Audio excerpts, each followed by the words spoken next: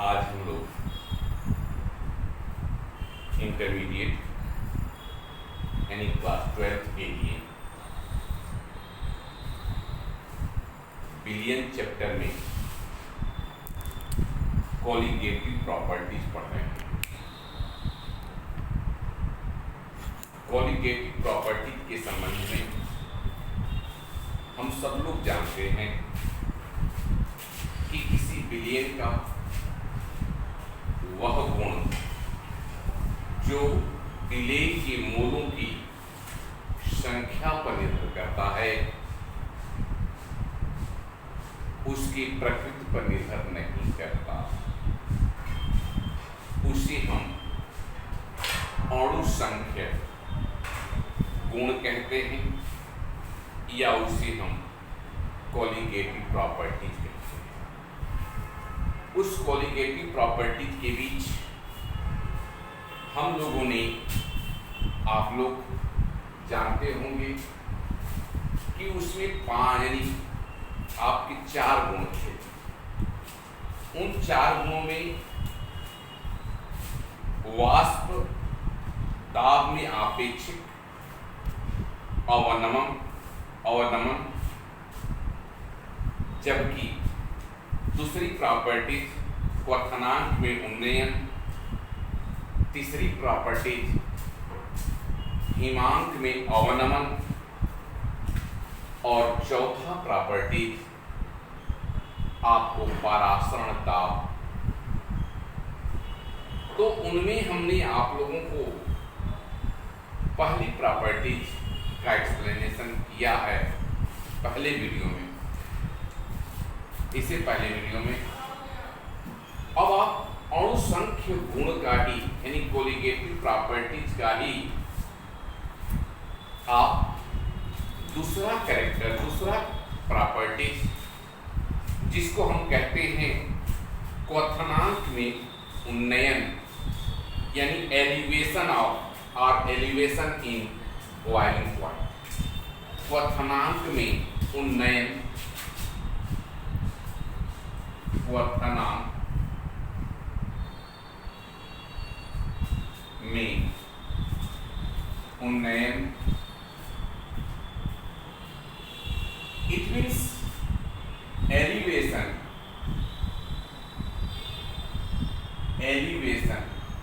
in boiling point।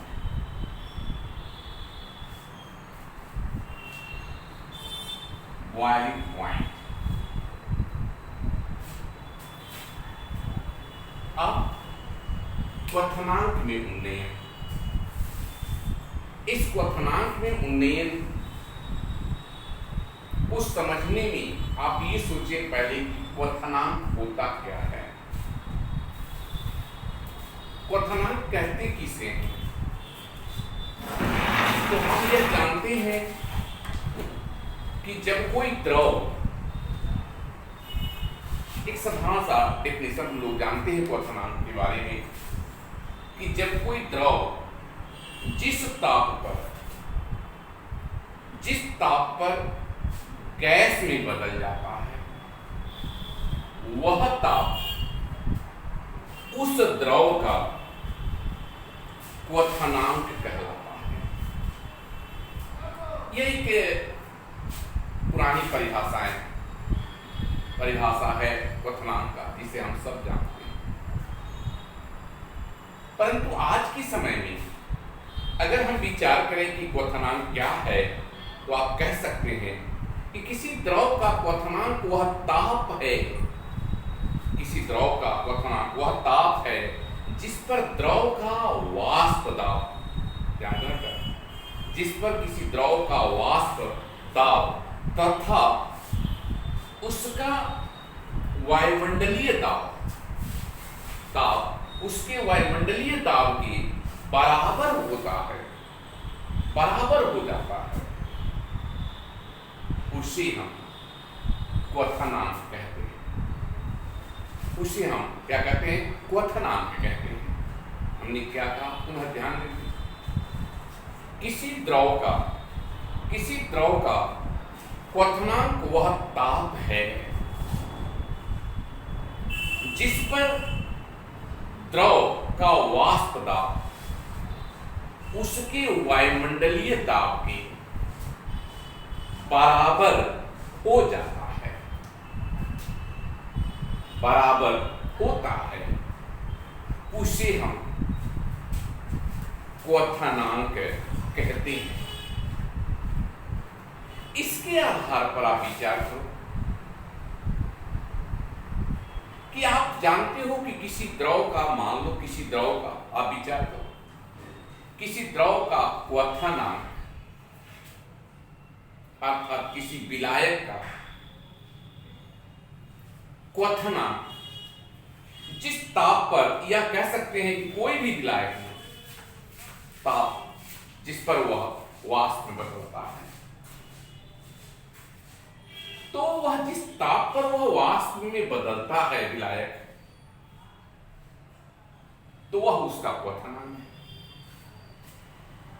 अब आप सोचो कि उस विलायक अर्थात उस द्रव में अगर कोई अवाष्पशील विलेय मिलाया जाता है तो उसका क्वथनांक बदल जाता है, यानी क्वथनांक बढ़ जाता है। आप सोचिए, जब आप कभी विचार करो, सोचो थोड़ा सा कि जब कोई आप यानी जल को गर्म करते हो, तो जल को गर्म करते समय यदि उसमें आप देखते हो कि जिस ताप पर वो उबलने लगता है, तो वह उबलने लगता है, उस परिस्थिति में यदि आप नमक डाल देते हैं चम्मच से, तो आप देखते हैं कि वो उबलना बंद हो जाता है। पुनः आप देखते हैं कि पुनः उबलने लगता है, कुछ देर बाद फिर उबलने लगता है। तो पुनः यदि एक चम्मच नमक डाल देते हैं तो आप देखते हैं कि पुनः वो उबलना बंद कर देता है। इस प्रकार से आप देख रहे हैं कि उसका ताप में ताप जो है, यानी वही उस क्वथनांक को पूरा करने के लिए हमें अलग से अतिरिक्त ऊष्मा की आवश्यकता होती है। तो अतिरिक्त ऊष्मा की आवश्यकता होती है और वह ऊष्मा यानी हमारी ऊष्मा व्यय होती है उस ताप को प्राप्त करने के लिए। किस लिए? कब? तब जब अवाष्पशील पदार्थ उस विलायक में मिलाया जाता है तब। तो इस प्रकार से उसका क्वथनांक अर्थात विलायक का क्वथनांक आप देख रहे हो, जो द्रव का विलायक का क्वथनांक था, और जब कोई विलेय अवाष्पशील विलेय मिला दिया जाता है तो वह विलयन बन जाता है, तो उस विलयन का जो क्वथनांक वो बढ़ जाता है, उस विलयन का क्वथनांक बढ़ जाता है। तो इस प्रकार से आप यह विचार करो कि किसी विलायक का क्वथनांक से किसी विलयन का क्वथनांक जब बढ़ जाता है तो आप ये कह सकते हैं कि विलयन के क्वथनांक और विलायक के क्वथनांक में जो अंतर आता है, जो डिफरेंस होता है, उस डिफरेंस को ही हम क्वथनांक में उन्नयन कहते हैं। अर्थात उसे ही आप कह सकते हो कि वह क्वथनांक का उन्नयन कहलाता है। इस प्रकार से आप विचार करो कि किसी अवाष्पशील विलेय पदार्थ द्वारा विलयन की क्वथनांक तथा शुद्ध विलायक के क्वथनांक में जो अंतर होता है वह अंतर ही आपका क्वथनांक का उन्नयन कहलाता है, एलिवेशन इन बॉइलिंग पॉइंट कहलाता है।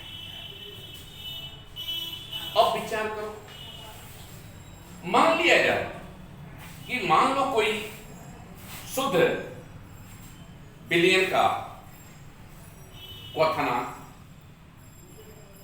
या कुछ विलयन का क्वथनांक, विलायक का क्वथनांक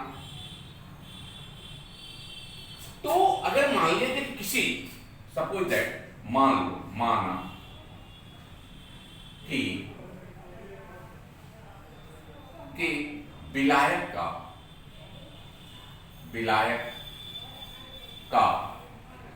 क्वथनांक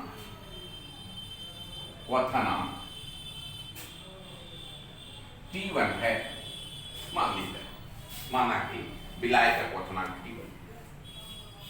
अब जब कोई अवास्तविक, जब पदार्थ मिलाने पर वह जो नया विलयन बनता है, उस विलयन का, अर्थात हम ये कहें कि विलयन का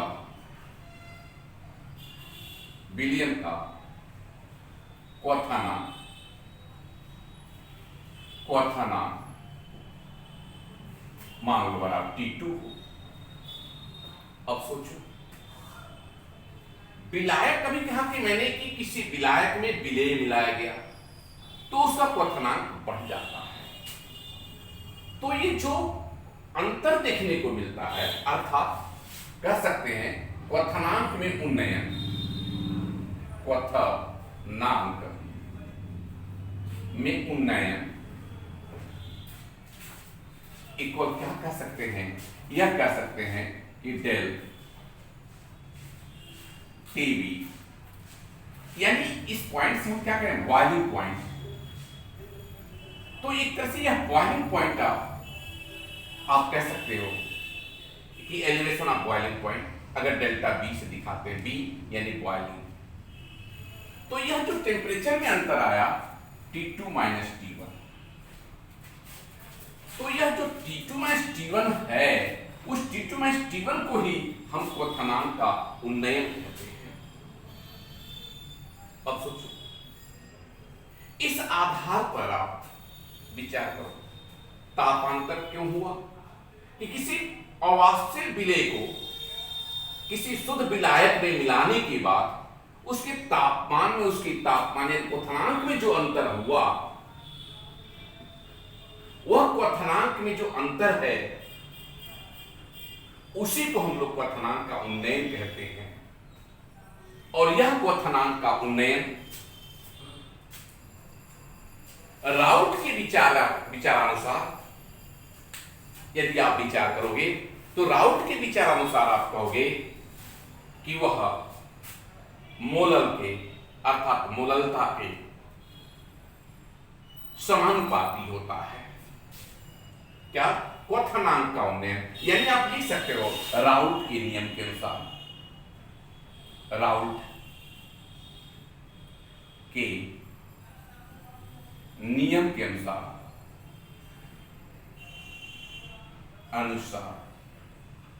अब देखो, यानी कह सकते हो अकॉर्डिंग टू राउट्स लॉ। तो राउट्स के नियम के अनुसार आप क्या पा रहे हो? आप यह देखोगे कि जो क्वथनांक का उन्नयन है वह उसके मोलल के, यानी मोललता के अनुक्रमानुपाती होता है, समानुपाती होता है। अर्थात क्वथनांक का उन्नयन आप कहो लो, उनके अनुसार क्वथनांक का उन्नयन डेल्टा टी बी, देखो प्रोपोर्शनल एम डैश। इसका मतलब क्या हुआ कि जो क्वथनांक का उन्नयन है वह मोललता के अनुक्रमानुपाती होती है, समानुपाती होती है। तो इस आधार पर आप जानते हो कि जब प्रोपोर्शनल हटाते हैं तो एक कांस्टेंट पॉइंट आता है, तो ये इक्वल आप कह सकते हो के बी एम डैश। जहां पर आपका यह जो के बी है यह एक कांस्टेंट है, कह सकते हैं, जहां के बी एक स्थिरांक है,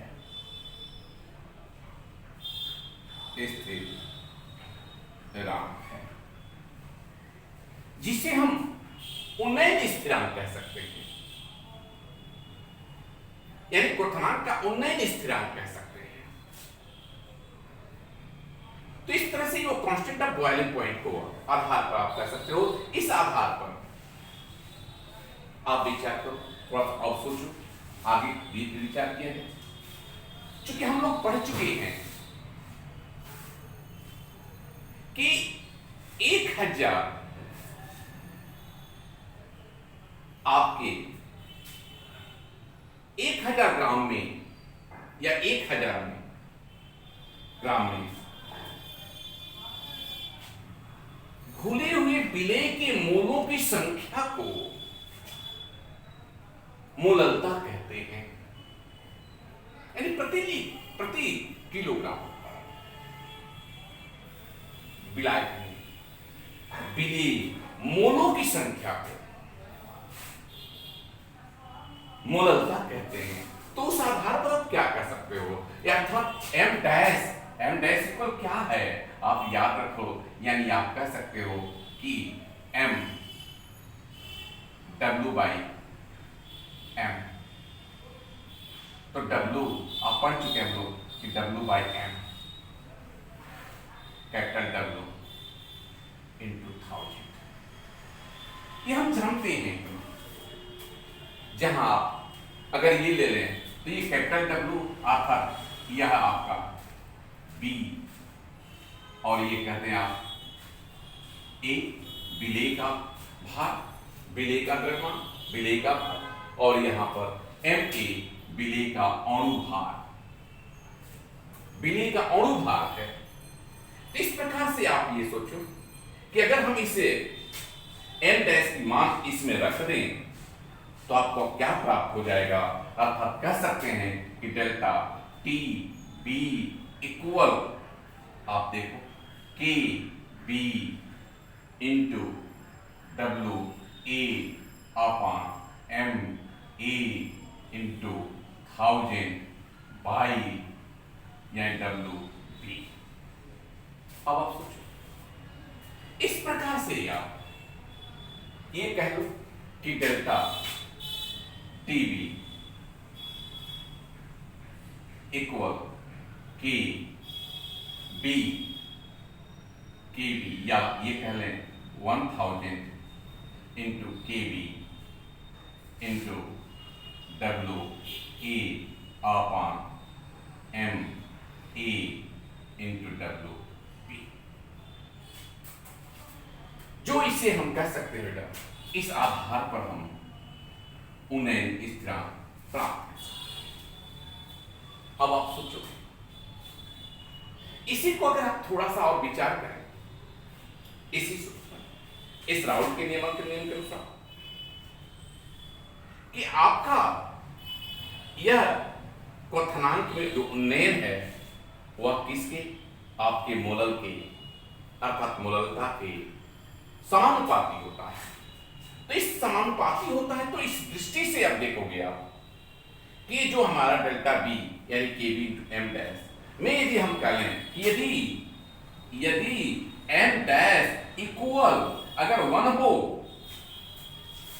हो तो आप क्या देखोगे, आप यह देखोगे कि डेल्टा टी बी इक्वल क्या पाए आपने के बी।